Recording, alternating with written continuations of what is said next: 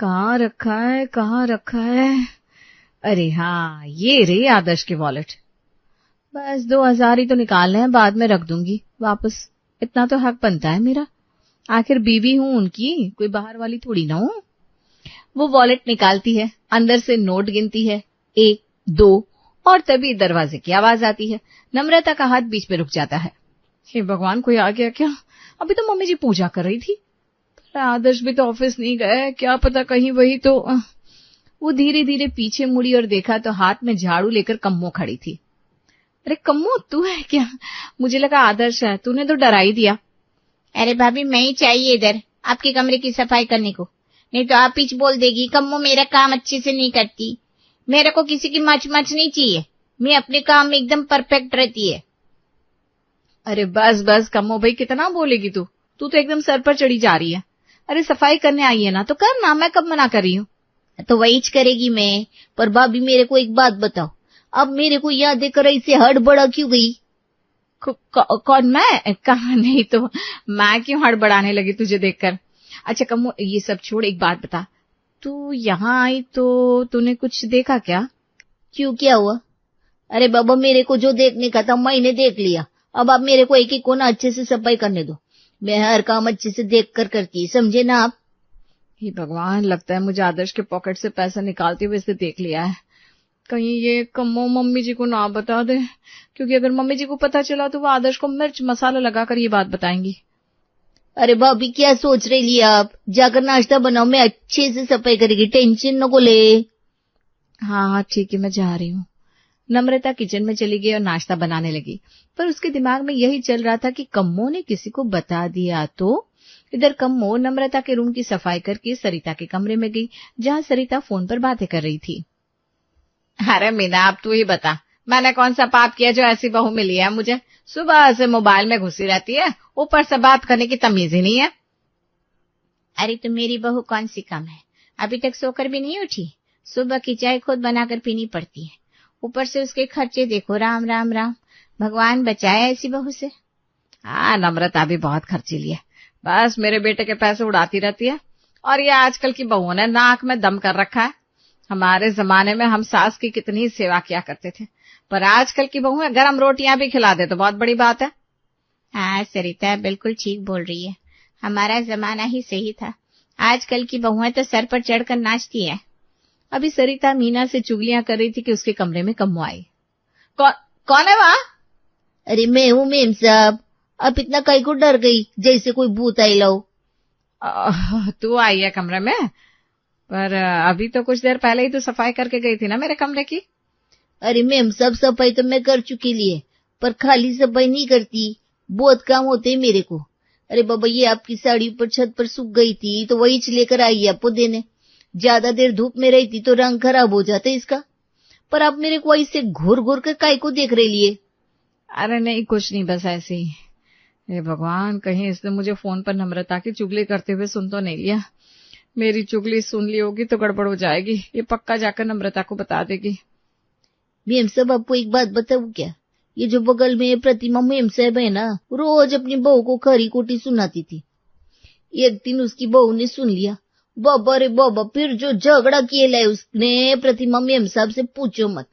प्रतिमा ma'am साहब बेचारी गई काम से। सच में क्या कम्मो, सच बोल रही है तू? हाय बेचारी प्रतिमा। अरे मैं उनकी इधर ही काम करती है ना, जब उनकी बहू उनसे झगड़ा कर रही थी तो मैं भी उधर ही थी, एकदम 100% सच बात करती है मैं। मेम साहब, मैं तो कहती है अपनी बहू को 2 बात बोल दोगे ना तो बुरा नहीं मानेगी, पर किसी और से चुगली करने से कमर कसकर झगड़ा करती है। बात तो इसकी सही है, पर ये सब मुझे क्यों बता रही है? कहीं इसने मुझे चुगली करते हुए देख तो नहीं लिया फोन पर? ऐसा ही लग रहा है, तभी तो मुझे ये सब सुनाई जा रही है। हाय, अब मैं क्या करूं? अरे मेम साहब, किधर खो गई आप? मैं कब से पूछ रही लिए ये साड़ी किधर रखूं, पता नहीं आप भी किधर खो जाते हो। मेरे को सब दिख रहा है, जरूर दाल में कुछ तो काला है। मेम साहब, कोई बात होगी तो बता देने का। हाँ अरे नहीं भाई, कोई बात नहीं है, तू ये साड़ी यहाँ रख दे और जा जाकर अपना काम कर। और हाँ, किसी से ज्यादा फालतू की बातें करने की जरूरत नहीं है। कम्मो कपड़े पलंग पर रखती है, एक हल्की मुस्कान के साथ पलटती है। हाँ बाबा, जा रही लिए, ये लो अपनी साड़ी, हद हो गई, भलाई का तो जमाना ही नहीं है। एक तो मैं इनकी साड़ी ला कर दी, ऊपर से मेरे को इस लेक्चर दे रही है। इस तरह कम्मो खुद में बड़बड़ाती हुई सरिता के कमरे से निकल गई। हे भगवान, अगर इसने नम्रता को बता दिया कि मैं उसकी चुगलियां कर रही थी तो घर में तीसरा विश्व युद्ध छिड़ जाएगा। नम्रता तो पहले ही बात बात पे मुंह फुला लेती है। मुझे खुद ही जाकर बता देना चाहिए उसे, शायद कम बात बिगड़े। अब सरिता इसी उधेड़-बुन में लगी थी और उधर शरद जी अपने दोस्तों के साथ मॉर्निंग वॉक कर रहे थे। पर उनका वॉक मतलब सिर्फ टहलना नहीं होता था, उसमें गपशप और थोड़ी चाय शाय भी शामिल रहती थी। तो आइए देखते हैं शरद जी के वॉक पर क्या चल रहा है। अरे शरद भाई, आज बड़े फ्रेश लग रहे हो, क्या बात है, हमें भी बताओ। सीमा जी ने सुबह चाय पिला दी क्या? अरे नहीं यार जोशी, आज नहीं गया अभी तक। वैसे चाय उनके हाथ की सच में बहुत लाजवाब है, और वो जो अदरक और तुलसी डालती है ना चाय में, बस दिमाग तरोताजा हो जाता है। पर वैसी चाय घर पर नहीं बनती। क्या बात है शरद जी, अब तो सीमा जी की चाय पर कुछ ज्यादा ही पीता है। क्या बात है, भाभी जी को बताए क्या चाय वाली बात? अरे नहीं यार, तुम भी क्या सोच रहे हो, मैं तो बस ऐसे ही चला जाता हूँ। सीमा जी तो बस पड़ोसन है, इसी बहाने दुख सुख बांट लेता हूँ, बाकी कुछ नहीं। सरिता को कभी कुछ बताया नहीं मैंने। ये औरतें ना बात का बतंगड़ जल्दी बना लेती है। हम समझ गए चलिए हम भी चलते हैं आपके साथ सीमा जी के हाथों की चाय पीने। हम भी तो देखें आखिर क्या खास बात है उनकी चाय में। अरे नहीं भाई, वो क्या है ना, आज वो शायद घर पर ना हो। आते वक्त देखा था उनका दरवाजा बंद था। अरे शरद जी, इतनी टेंशन क्यों ले रहे हो? चलते हैं ना सीमा जी के घर। अगर उनके हाथों की चाय न मिली तो आपके घर चलेंगे चाय पीने। ये सही कहा मिश्रा जी आपने, चलिए चलते हैं। क्यों शरद जी, चाय तो पिलाएंगे ना? अब हाँ हाँ, क्यों नहीं, चलिए। तीनों अब सीमा जी के घर चल दिए। सीमा जी का दरवाजा खुला था, अंदर से चाय की महक आ रही थी और सीमा जी मुस्कुराते हुए दिखाई दी। अरे शरद जी, आज तो आप पूरी टोली लेकर आ गए। अरे नहीं, मैं नहीं लाया सीमा जी, ये लोग बस ऐसे ही साथ हो लिए, बोले कि आज सीमा जी के हाथों की चाय हमें भी चखनी है। हाँ भाई, हम भी तो देखे आपके हाथ की चाय में क्या खास बात है। अच्छा जी, बैठिए आप सब, मैं भी चाय बना कर लाती हूँ। कुछ मिनटों में गर्मा गर्म चाय और मठरी आ गई। सभी ने आराम से बातें करते हुए चाय का लुत्फ उठाया।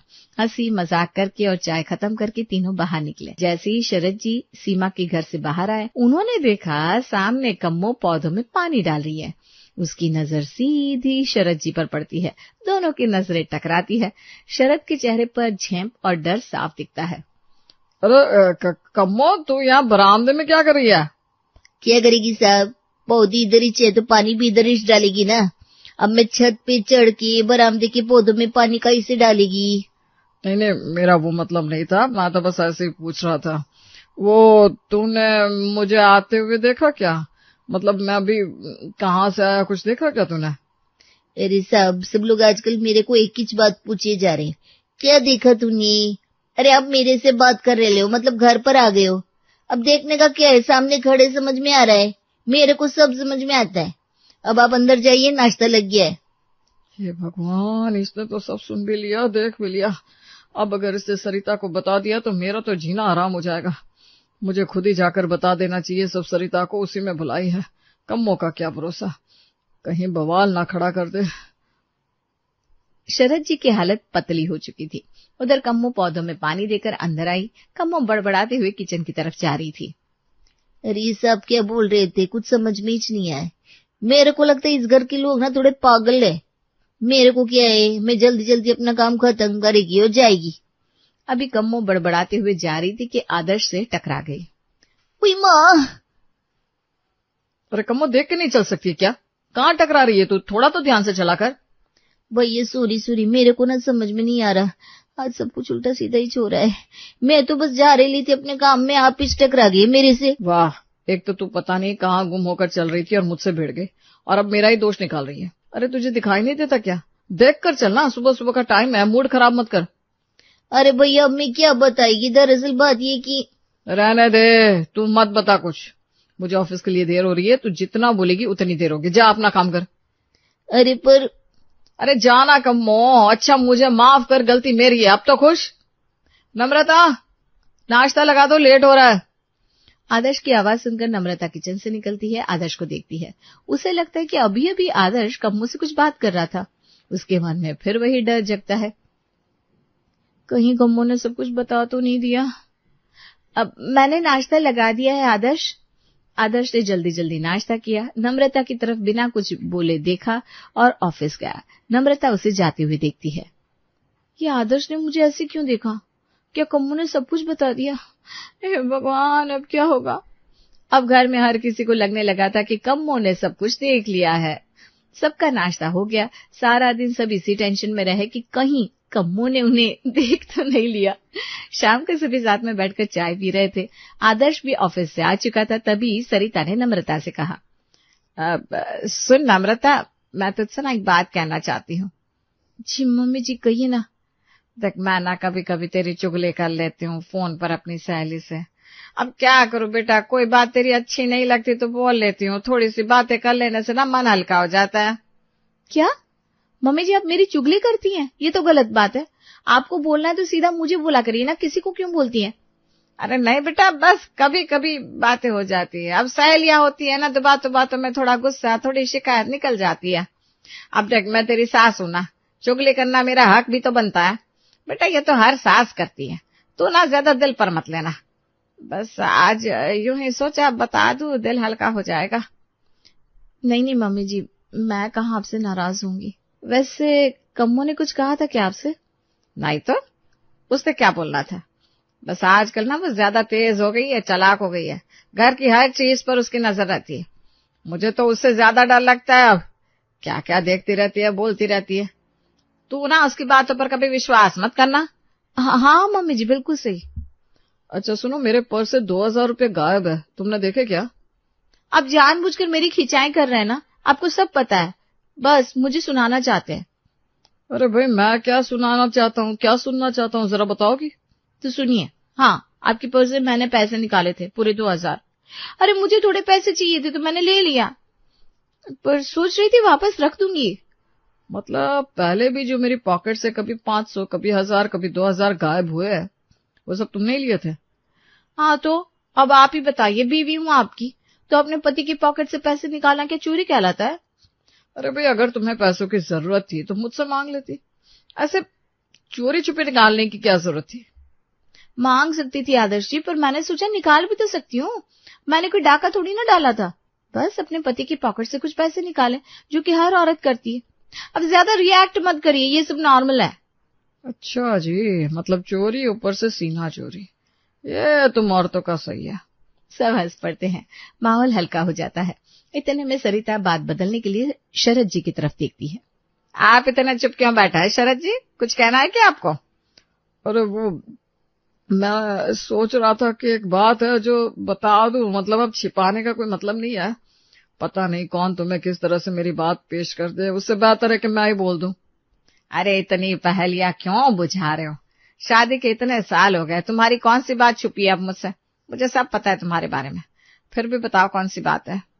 वो मैं ना कभी कभी अपनी पड़ोसन है ना सीमा जी, उनके यहाँ चाय पीने चला जाता हूँ, और इसी बहाने उनसे थोड़ी हंसी मजाक भी हो जाती है। बड़ी अच्छी चाय बनाती है सीमा जी, और इतना मीठा बोलती है कि क्या बताऊं। क्या आप सीमा के यहाँ जाते हो? अच्छा, तभी मैं सोचूं ये वॉक से मुस्कुराते हुए क्यों आते हो? सब सीमा जी का असर है क्या? अरे भाई, तुम ना गलत मतलब मत निकालो। वो बस चाय, मतलब सिर्फ चाय, वो जो तुलसी अदरक वाली चाय बनाती है ना, बस वही पीने चला जाता हूँ। अब इसमें क्या बुराई है, पड़ोसी भी तो अपनी होता है। वाह पापा, मजे तो आपकी है। पड़ोसन बड़े प्यार से आपको रोज चाय पिलाती है। भाई वाह जी वाह, किस्मत हो तो आप जैसी। ज्यादा उड़िए मत आदर्श जी, सीमा जी के हाथ की चाय थोड़ी ज्यादा ही पसंद आ गई आपको लगता है। बस बस, अब कुछ और बोलने की जरूरत नहीं है, तुम दोनों लड़ो मत। मैं इनको और उनकी आदतों को अच्छे से जानती हूँ। आगे से आपका सीमा के हाथ की चाय पीना बंद। अगर मैंने आपको वहां से आते देख लिया ना, तो आपकी चाय ही बंद कर दूंगी, याद रखना। अरे नहीं नहीं, चाय मत बंद करना। सीमा जी की चाय के बिना रह सकता हूँ, पर घर की चाय के बिना नहीं रह सकता। शरद जी की इस बात पर सरिता मुस्कुरा दी। नम्रता और आदर्श को भी हंसी आ गई। सबने कम्मो के डर से अपनी अपनी पोल खोल दी थी। तभी वहां कम्मो आई और कहा, मैम सब सारा काम हो गया है, अब मैं थोड़ी जल्दी जाएगी आज। जल्दी क्यों? अरे अभी तो शाम के 5 ही बजे है, तू तो 7 बजे जाती है ना रोज। अरे मेम साहब, अब मैं क्या ही बोलेगी। आज मैंने कैसे काम किया मैं ही जानती है। आज ना मेरे को ना कुछ भी साफ दिखाई दे रहा है, पता नहीं क्या हो गया है, सब धुंधला धुंधला सा दिखता है मेरे को। मतलब तुझे कुछ भी ठीक से दिख नहीं रहा? हाँ भाभी, सुबह से ना आंख में जलन थी, अब तो लगा जैसे सबके चेहरे पर फॉग चढ़ गया है। आई ड्रॉप भी डालेला था, पर अब भी कुछ भी साफ नहीं दिखता है। आंख के डॉक्टर का अपॉइंटमेंट लिया है, इधर से सीधा उधर ही जाएगी। मतलब तू कुछ भी नहीं देख पाई आज? अच्छा, इसीलिए तू मुझसे टकरा गई थी। अरे हाँ ना भैया, आज तो कुछ देख कर भी नहीं देखा। सबके चेहरे ऐसे लग रहे थे कि जैसे बादलों में लिपटे हो। आप लोग तो सोच रहे होंगे कि मैंने सब कुछ देखा है, पर मैं तो देख ही नहीं पाई कुछ। आज तो मैं धृतराष्ट्र जी बन गई थी। अच्छा, ये तो बड़ी गड़बड़ हो गई। क्या मेम साहब, फिर से पता नहीं क्या क्या बोलने को लग गई आप। मेरे को तो कुछ समझ में ही नहीं आ रहा। खैर जाने दो, अब मैं चलती है, डॉक्टर को दिखाने का है ना, कल जाकर बताएगी मेरी आंखों को क्या हुआ है। अच्छा ठीक है, कल टाइम से आ जाना। ठीक है भाभी। कम्मो मस्ती में मुस्कुराते हुए निकल गई। सारे लोग एक दूसरे की तरफ ऐसे देखते हैं जैसे किसी ने एक साथ 4 बल्ब जलाए हो। हे भगवान, मतलब इसने तो कुछ देखा ही नहीं और मैं बेकार में ही डर गई। हाँ, और हम सब पूरा दिन डरते रहे कि कम्मो ने सब देख लिया। लगता है आज पोल कम्मो की आंखों से नहीं, हमारे डर से खुली है। हाँ देखिए तो, सबने अपने अपने राज भी खुद ही खोल दिए। आज कम्मो ने नहीं देखकर भी बहुत कुछ करवा दिया। चलो अच्छा ही है, इससे सबके मन की बात तो पता चल गई। अब सब जोर से हंसती है और इस तरह उस घर में जहां सबको लगता था कम्मो ने देखा है सब कुछ, पर असल में कम्मो को कुछ भी नहीं दिखाई दे रहा था।